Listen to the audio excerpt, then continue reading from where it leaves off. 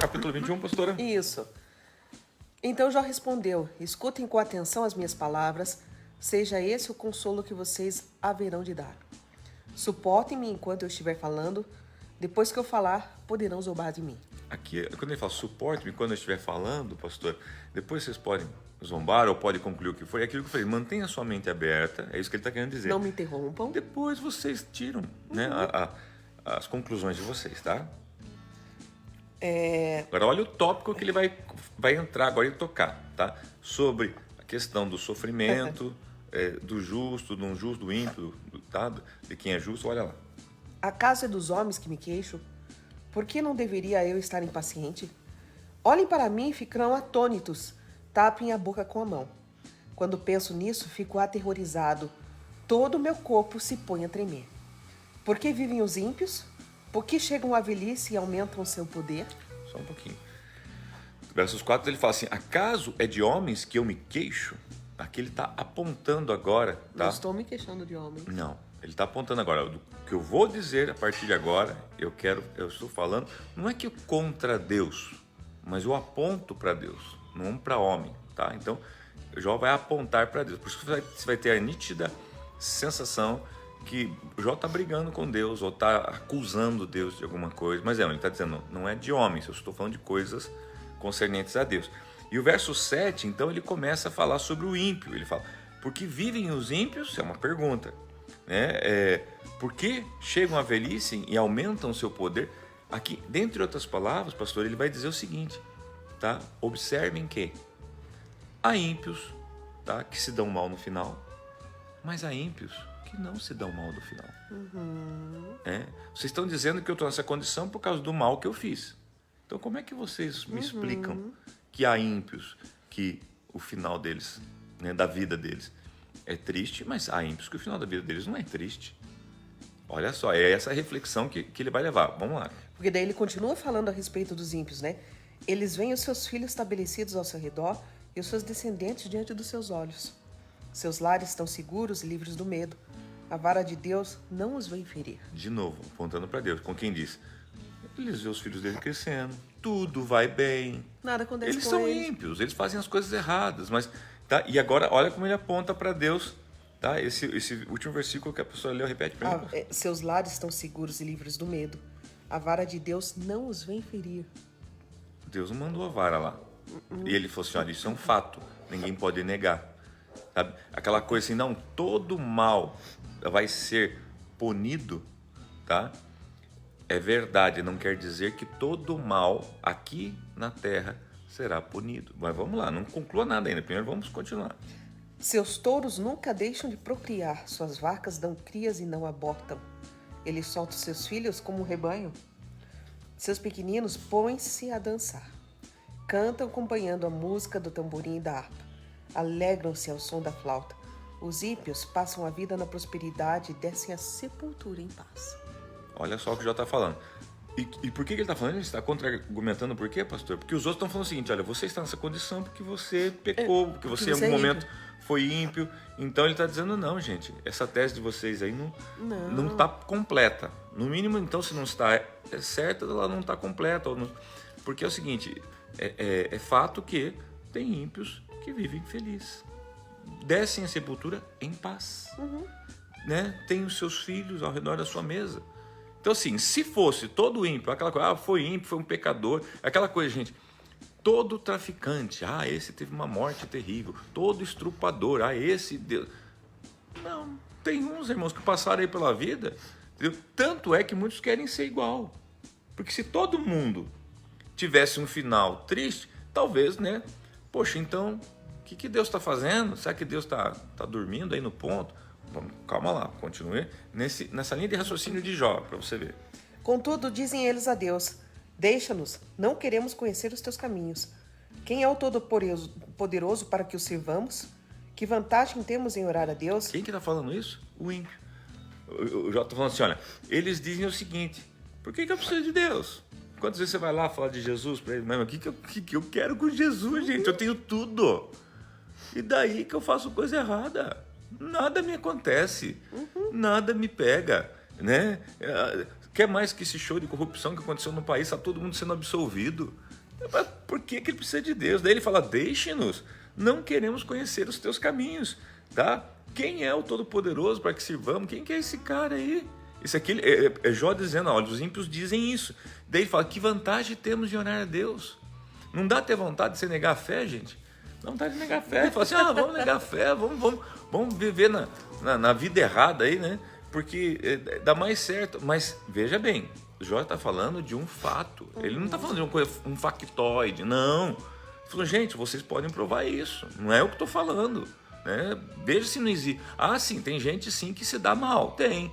Mas de 10 que roubam, irmãos, quantos são presos? Então, agora olha só, vamos lá, dá continuidade. Mas não depende deles a prosperidade que desfrutam. Por isso fico longe do conselho dos ímpios.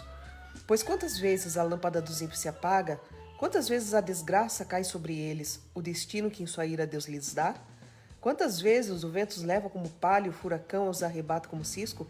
Dizem que Deus reserva o castigo de um homem para os seus filhos, que o próprio pai o receba para que aprenda a lição. Observe que até agora apareceu muitas vezes a palavra vezes. Quantas vezes a desgraça, né? Quantas vezes o vento, quantas vezes a lâmpada do ímpio se apaga, tá? Que quer dizer o seguinte, não quer dizer que não se apague, que o vento não venha, né? Que vamos supor, o mal não seja pego, mas ele está dizendo quantas vezes, ele está tentando botar numa proporção, tipo, proporcionalmente, já está falando, quantas vezes o mal, né, realmente não compensa. Ele está dizendo assim, olha, para o ímpio o mal compensa, é isso que o Jó está falando, porque Deus não pune, né? Daí, como a gente gosta, o verso 19, dizem que Deus reserva, dizem, olha só, é Jó falando, dizem que Deus reserva o castigo de um homem para os seus filhos, que o próprio pai o receba, para que aprendam a lição, dizem, tá? Mas ele está dizendo, mas isso não acontece. Quantas vezes acontece isso? É isso que Jó está... Porque eu falei, dá a impressão que, puxa, Jó realmente aqui está ferido com Deus, está com um problema com Deus. Gente, talvez Jó está mostrando uma outra perspectiva. Por isso que eu falo, mantenha sua mente aberta. Vamos lá, versos 20. Que os seus próprios olhos vejam a sua ruína, que ele mesmo beba da ira do Todo-Poderoso. Pois que lhe importará a família que deixará atrás de si, quando chegarem ao fim os meses que lhe foram destinados? Haverá alguém que o ensine a conhecer a Deus, uma vez que lhe julga até os de mais alta posição? Um homem morre em pleno vigor quando se sentia bem inseguro, tendo o corpo bem nutrido e os ossos cheios de tutano. Já outro morre tendo a alma amargurada, sem nada ter desfrutado.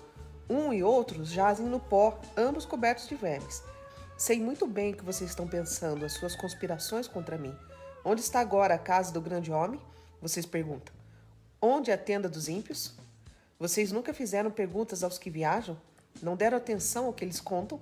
Pois eles dizem que o mal é poupado da calamidade e que do dia da ira recebe livramento. Quem o acusa lançando em rosto a sua conduta? Quem lhe retribui o mal que fez? Pois o levam para o túmulo e vigiam a sua sepultura.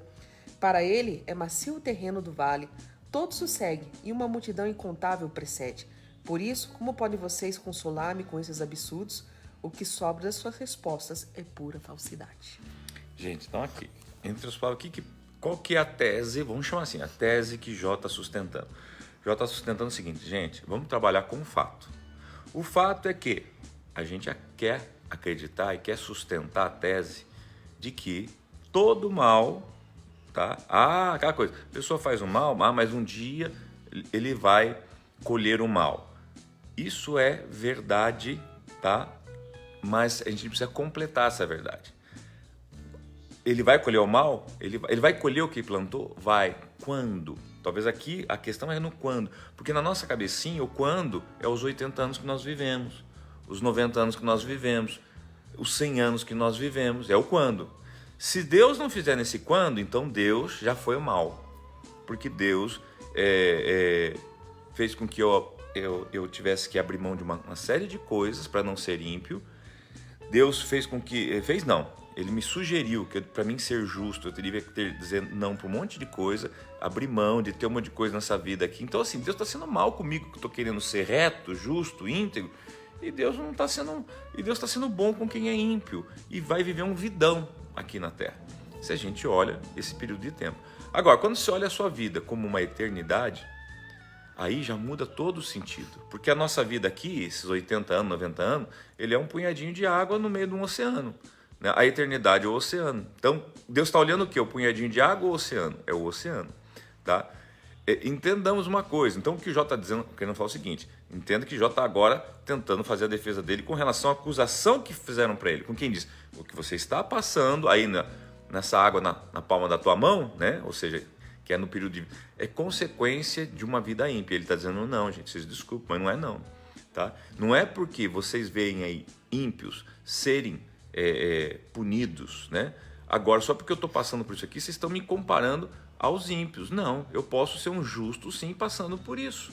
Posso.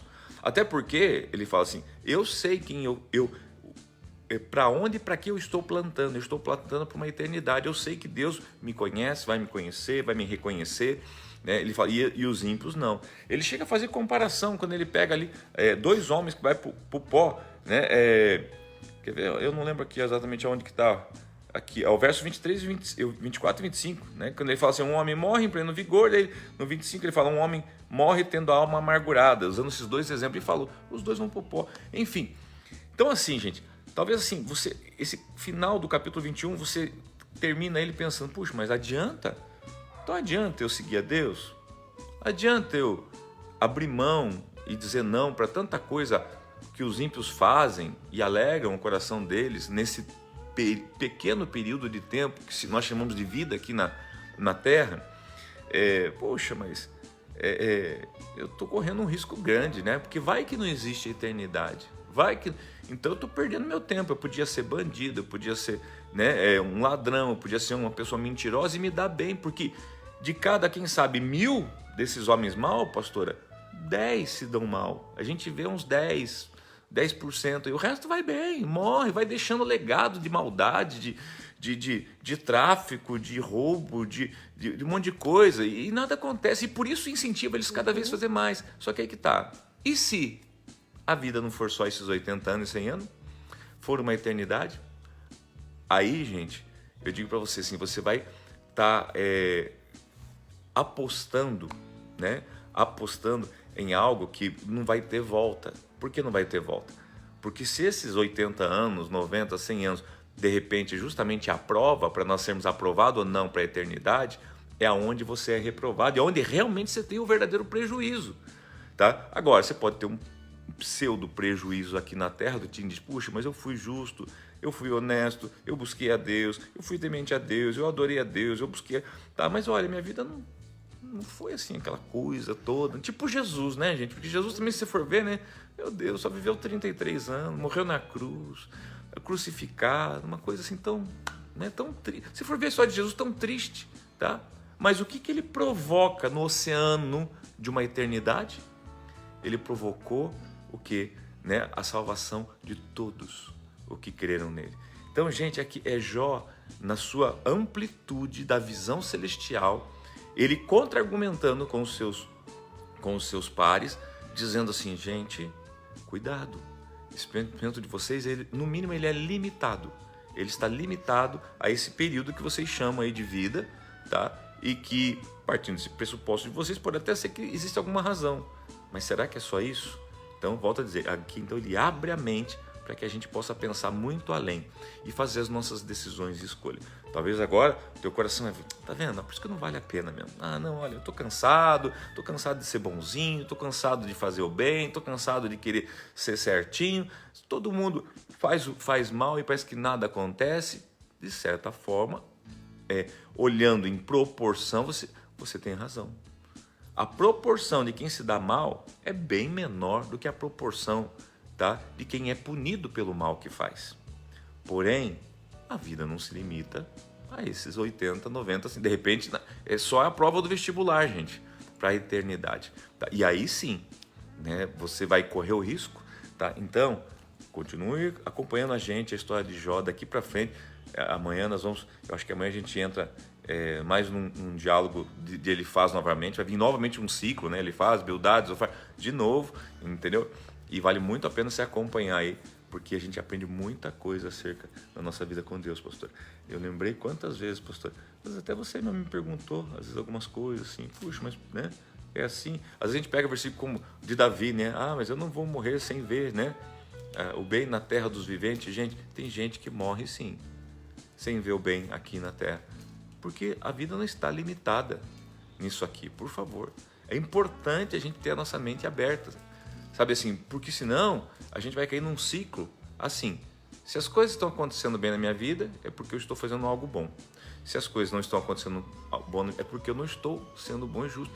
E isso não é verdade. Não é verdade. Jesus fez tudo de bom e observe que aparentemente aconteceu tudo de ruim na vida dele, mas ele desencadeou algo eterno. Não estou dizendo também que você tem que viver agora sofredor, sofrendo, tudo. Não, mas você precisa entender que há propósitos e há coisas muito maiores do que meramente um bem-estar ou um mal-estar. Tá? Há coisas que a mulher, para poder fazer nascer um bebê, né, para poder botar uma vida ao mundo, ela tem que dar uns berros, né? Ela tem que dar uns gritos, né? Ainda mais se for parto normal. Tá? Isso é ruim, mas ela está fazendo o quê? Colocando uma vida no mundo. Pensa nisso, tá? E amanhã, né, esteja conosco, tá? Aqui pra gente continuar. O pastor ficou até quieto, viu? Ela tá aqui, gente. Eu tô vendo na cabeça dela um monte de... Falei, meu Deus, vai acabar a live, depois ela vai me encher de perguntas. Deus abençoe todos vocês. Eu ainda continuo crendo que viveremos o bem aqui na terra. Mas vive-se. Porque é ruim uma palavra dessa. Porque se você escuta um negócio desse, eu falo, você não gosta do livro de Jó, não. Mas é que tá. Porque senão, se você não tiver uma esperança, fica difícil caminhar. Então é muito ruim. Porque, né, essa compreensão. Eu falei assim, eu quero crer que eu vou viver o bem. Então eu preciso continuar nessa minha fé. Porque se eu pensasse, puxa vida, eu vou ser um daqueles que vou viver aqui na Terra sem experimentar algo bom aqui, daí realmente não dá vontade de continuar. Essa tem que ser a nossa fé, pastora. Porém, essa é minha. Porém, quer dizer que quem morrer sem viver isso, então, foi para o inferno? Será que todo mundo vive isso plenamente, que foi servo bom e fiel? É essa a realidade. E por que a gente cai nesse engano? Porque a gente vê a vida só como esses 80, 100 anos. A gente não vê a vida como uma eternidade. Realmente. A gente não vê a vida como um preparo de Deus. É um investimento que ninguém faz, né? Porque ninguém pensa na eternidade, né? Quanto à nossa linha de tempo, vamos dizer, é isso aqui, a eternidade, tipo assim, começa daqui e você não vê mais, né? Então ninguém pensa Por que nessa muita linha de gente tempo. prefere não guardar dinheiro? Porque fala assim, eu vou guardar dinheiro para quê? Para chegar no final da vida e deixar para os outros desfrutar? Tá? Agora, tem gente que fala assim, não, eu quero guardar dinheiro mesmo que seja para mim não desfrutar, mesmo que seja para os meus filhos. O que é isso? A diferença de visão. É uma pessoa que não pensou só nela, pensou nos seus descendentes. Agora, imagina Deus está pensando numa eternidade e em todos. Ah, gente, isso mexe com você. Que Deus abençoe você. Então faz assim, gente. Continua crendo como eu. Creia que você vai viver aqui. E se necessário for, gente, importuna Deus até que Ele te abençoe. Né? Faça como a viúva importuna. Senhor, aqui nessa terra eu quero ser abençoado. Deus, não quero ser como desses que vivem a vida sem ser abençoado, não. Pode até acontecer, mas comigo não. Aqui é a novela da vida real para você poder acompanhar. Daí você, vamos supor, né, quando você ficar gripado, né, doente, daí você vai perguntar assim, Deus, no que eu pequei para estar doente? Porque afinal de contas, doença é algo ruim, e algo ruim só acontece com quem pecou. Será que é isso? Tá bom? Gente, eu falei que hoje a live era para abrir a sua mente, tá bom? Que Deus abençoe você, que fique um monte de perguntas dentro de você, mas até o final do livro de Jó, você vai amar. Quem tá com gripe pode ter pecado. Pecou em não ter se cuidado, em não ter várias coisas. E quem está com gripe pode não estar com gripe sem ter pecado? Está com imunidade baixa. Você que tomou a vacina e daí ficou... Né? Era pecado? Não, você tomou a vacina. E não era pecado tomar a vacina. A Isa está pensativa. Ah, meu Deus! Ah, meu Deus! Que tá... Gente, por isso você não pode deixar de perder os próximos capítulos. Deixa de pensativa, né, Isa? Da novela Jó. E você vai entender por que Deus deixou esse livro. Deveria ser o livro de cabeceira de todo mundo. Deveria ser o livro que todo mundo mais ama, porque é o que mais revela o propósito de vida. Não vida aqui na Terra, mas vida como um ser eterno que somos. Beijo no coração.